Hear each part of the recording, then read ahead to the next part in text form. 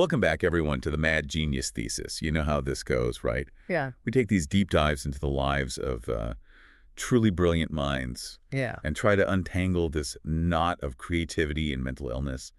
And today we're diving into the world of a true legend, Vaslav Nijinsky. Oh, fascinating choice. The dancer who, practically redefined ballet, Oh, absolutely. but tragically succumbed to mental illness later in life. It's one of those stories, that just raises so many questions. Yeah. About, the nature of genius and the pressures of fame and, delicate balance, of the human mind. And our guide for this deep dive is Richard Buckle's biography of Nijinsky. Oh, a fantastic book. And I think Buckle brings something really special to the table. Oh, absolutely. He wasn't just an observer. Right. Buckle was really immersed in the world of ballet. Yeah. Imagine having access to people like Tamara Karsavina. Oh, wow. Nijinsky's dance partner, right? Or firsthand accounts from those who, actually witnessed the creation of his most controversial ballet. Yeah. He even worked closely with Nijinsky's family. Right. To get their, approval and everything on the book. Yeah, you get this real sense of intimacy. Oh, absolutely. And authenticity that you don't always find, I think, in biographies. It's really rare. So we're not just getting a dry, counting of facts here. No. This is really a deep dive into the heart and mind of Nijinsky. Definitely. And guided by someone who truly understood that world. Yeah. Buckle sets the stage pretty early on by taking us back to Nijinsky's childhood. Okay. Born into a family of traveling dancers. Oh, wow. It's like dance was encoded in his DNA. From the beginning. Practically from the beginning. Yeah. And what's fascinating is that his talent was evident from a very young age. Oh, for sure.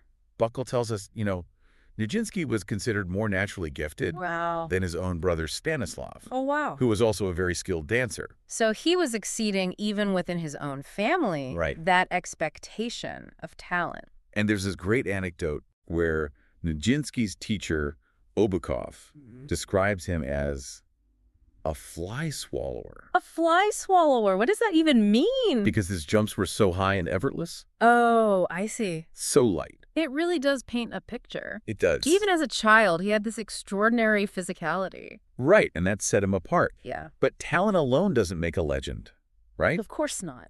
Buckle highlights this pivotal moment in Nijinsky's life, his meeting with Sergei Diaghilev. Oh, yeah. The founder of the Ballet Russes. The Ballet Russes. And this meeting was orchestrated by Prince Lvov. Wow.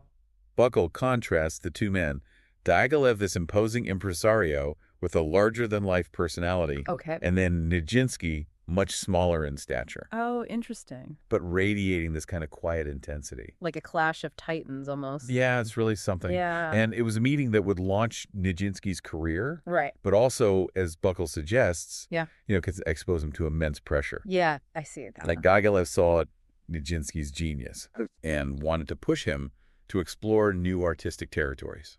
Yeah, but that kind of push can come at a price, too. Absolutely. Especially in that world. Yeah. Yeah. So Diaghilev becomes this really complex figure in Nijinsky's life. Right, a mentor, but maybe also a source of tension and even heartbreak. Eventually, yeah. But Buckle takes us through, Nijinsky's incredible rise as a dancer and his even more groundbreaking transition to choreographer. Oh, yeah. And it's with L'après-midi d'enfant that we see Nijinsky's true creative revolution unfold. That one's really something. Buckle emphasizes the really radical nature of this ballet. Yeah. The angular, almost animalistic movements. Right. So different from, the traditional grace and ethereal quality of ballet at the time. It must have been shocking for audiences to see something so different. And get this. Okay. Buckle reveals that Nijinsky actually choreographed the entire ballet. Wow. Before even selecting the music. Oh, wow. So the movement came first. The movement came first. Wow. That's a statement. And no wonder audiences were both captivated and scandalized. I can only imagine. Buckle describes the finale in particular as being incredibly suggestive for its time. Oh, really? Even sparking calls for police intervention. Oh, my goodness. Can you imagine the uproar in the theater? They must have been on the edge of their seats. I know. Some loving it and some hating it. Buckle makes sure to include the other side of the story, though. Okay. While some were outraged. Right. Prominent artists and intellectuals like Robin saw the brilliance in L'après-midi d'enfant. Yeah. they recognized its artistic merit, this raw, expressive power that transcended the controversy. Yeah, you always get that push and pull, right? Always. With art that challenges the norms. It makes you think about how art pushes those boundaries, right? Absolutely. And challenges those norms. And The Rite of Spring, another Nijinsky creation, amplify this effect. Buckle dives into how critics like Jacques Rivière saw something truly revolutionary in Nijinsky's choreography. Interesting. So passing even the acclaimed work of Focan. Wow. It's like Nijinsky had tapped into this new language of movement that could express, raw emotions and primal energies in a way that really hadn't been seen before. I mean, that's what genius is, right? Yeah. It's seeing the world differently, expressing it differently. And Buckle argues that this was a defining characteristic of Nijinsky's genius, his ability to channel something primal and deeply human through his work. That's powerful. So we have this incredible artist pushing boundaries, defying expectations, and changing the very face of ballet. Right, and all under Diaghilev's wing in a way. But Buckle doesn't shy away from kind of the looming darkness in this story. Okay. Nijinsky's relationship with Diaghilev, which had been so pivotal to his success, starts to unravel a bit. Why do you think this was such a critical turning point in Nijinsky's story? Well, Buckle points to Diaghilev's growing interest in other choreographers. Oh, interesting. Especially Leonid Messine as a potential factor. Yeah. This shift in focus, coupled with the already complex dynamics of their relationship. Of course. It must have created a sense of insecurity and vulnerability in Nijinsky. Yeah, I can see that. Yeah, and it's almost like a crack in the foundation of their partnership. Yeah, exactly. And maybe that crack extended to Nijinsky's own sense of stability. Right. Yeah. Yeah, and it's like suddenly everything changes. The turning point really hits like a thunderbolt. Yeah. Nijinsky's sudden dismissal from the ballet Russes. That's all like that. I can't even imagine the emotional blow. Yeah, both professionally and personally. Buckle really emphasizes how big this was for Nijinsky. Right, his whole world. His entire world revolved around the ballet Russes. Yeah. His artistic expression, his relationship with Diaghilev. It's everything, right? This wasn't just losing a job. It was like losing a part of himself. And it's right here that the story takes this truly tragic turn. Yeah, Buckle doesn't hold back in describing Nijinsky's decline. It's really sad. His marriage to Romola Dipolsky, his subsequent mental breakdown, the years spent in and out of sanatoriums. It's really heart-wrenching. Buckle paints this really poignant picture of Romola, deeply in love with Nijinsky, but grappling with this immense challenge of caring for someone battling mental illness. And we're talking about the early 20th century. Exactly. Mental illness was so misunderstood. Oh, absolutely. Shrouded in stigma. Yeah. And the treatments. And they were often more harmful than helpful.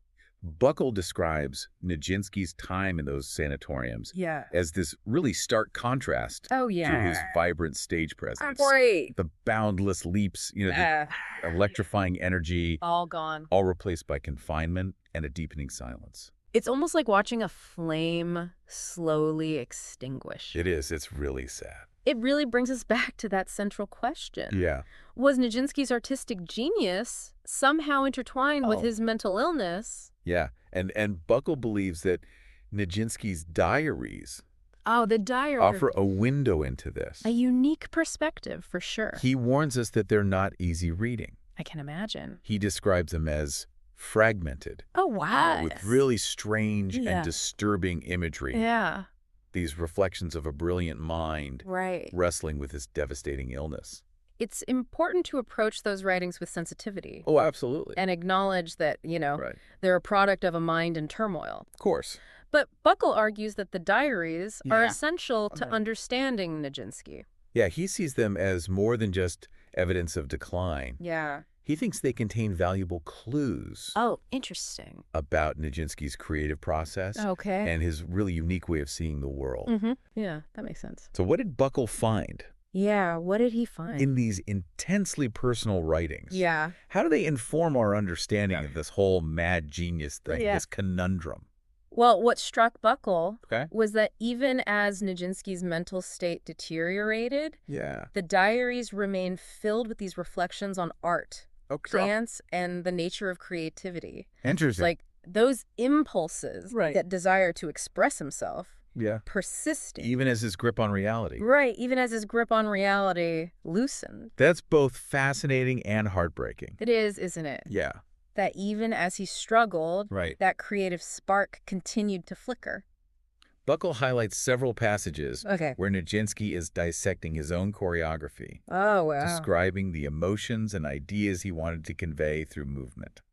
Wow, so we get this raw, unfiltered insight into his creative process. So the diaries become almost like a parallel performance. Oh, I like that. This raw and unchoreographed expression of the artistic impulses that fueled Nijinsky's genius. That's a powerful way to put it. And it makes you wonder, right?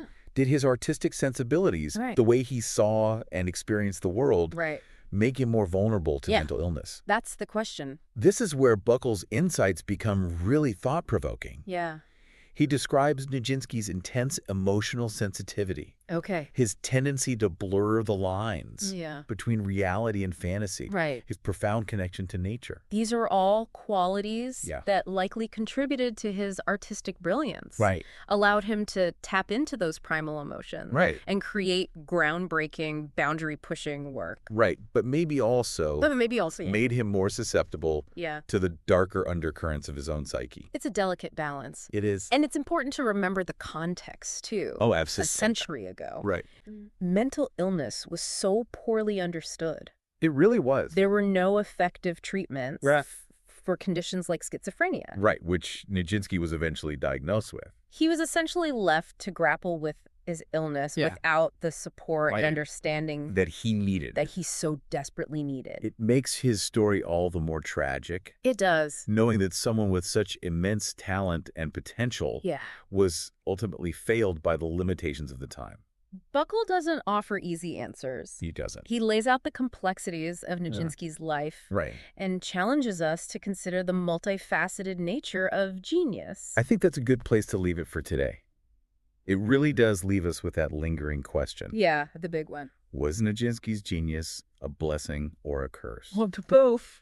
Or maybe, as Buckles suggests, it was this extraordinary gift intertwined with a vulnerability that ultimately led to his undoing. It's a question that resonates far beyond Nijinsky's story, I think. It makes us wonder about creativity itself. About the price some artists seem to pay for their unique vision. Buckle dives right into that, right? He does. He talks about this cultural fascination with the mad genius trope.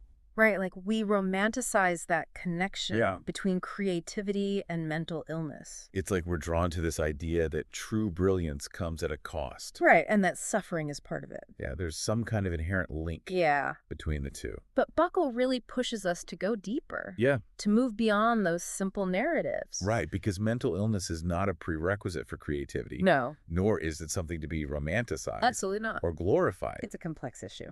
And it requires, understanding, compassion, and support. And research. Buckle's biography, I think, really humanizes the mad genius trope. It does. He presents Nijinsky not as some mythical figure, but as a real person. With flaws and strengths and... With extraordinary talent, but also, deep vulnerabilities. And a tragic fate. And I think that's one of the most valuable takeaways from this deep dive. I agree. By exploring the specific details of Nijinsky's life. His relationships. His creative process, his struggles. It forces us to confront the complexities of both genius and mental illness. We can't reduce individuals to simple labels. No. Or romanticized notions. Each story, each life is a tapestry. It's a mix of everything. Talent, passion, pain, resilience. And those threads are both beautiful and fragile. As Buckle shows us. Nijinsky's legacy really is a testament to the transformative power of art. But also a reminder of the need for empathy and support. When it comes to mental health. Yeah, for sure. Absolutely. So as we wrap up this deep dive into the world of Nijinsky, what stands out to you as the most significant? Well, what strikes me is Buckle's insistence on nuance. He avoids making these sweeping generalizations about the link between creativity and mental illness. He digs into the specifics of Nijinsky's life. The pressures he faced, the relationships, the societal context. It's a reminder that each story is unique. Absolutely. And that we can't draw simplistic conclusions. Exactly. And that's what makes this deep dive so compelling. Yeah. He invites us to really grapple with these questions. He does. Without offering easy answers. And he leaves us with a sense of wonder. Yeah, a deeper understanding of Nijinsky's brilliance. And his struggles. And maybe a renewed appreciation for the delicate balance of the human mind. To our listeners, we leave you with this. Go explore Nijinsky's world. Yeah. Watch his ballets. Read his diaries. And let his stories spark your own reflection. Yeah, on the complex interplay on mental health. And the human experience. And remember, the conversation doesn't end here. Right. Keep questioning. Keep exploring. Keep diving deep.